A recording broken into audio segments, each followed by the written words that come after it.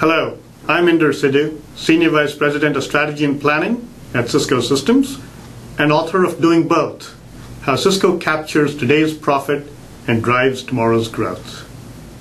Today I'd like to talk about the power of transformative innovation, and I'd like to use a real-world example, vacuum cleaners.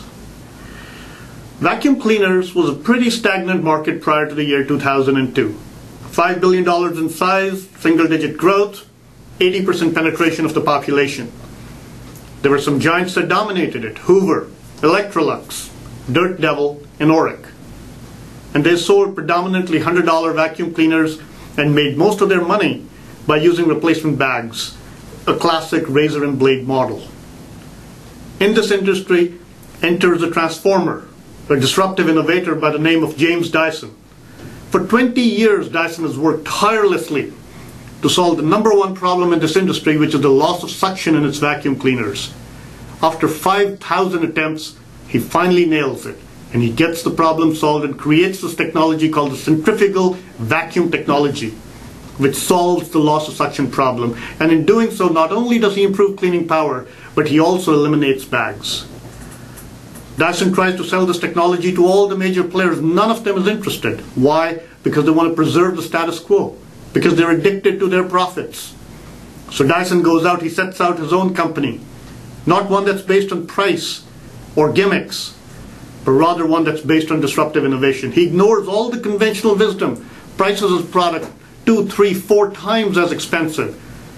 Instead of selling it for $100, he's selling it for $300, $400, $500. And with that, in 3 short years, he gets to the number one position in the market, in a market that was previously stagnant. Ironically, all the major manufacturers could have enjoyed the benefits of his transformation, but instead, they were all focused not on disruptive innovation, but rather on protecting their existing revenue streams. But Dyson does not stop with disruptive innovation alone. He continues on with sustaining innovation. Why? Because he wants to defend against the copycats, these same companies who he dethroned. So he comes up with sustaining innovations like the unique swivel ball design that gives more maneuverability, the handheld device, the upright city model for small buildings and small apartments.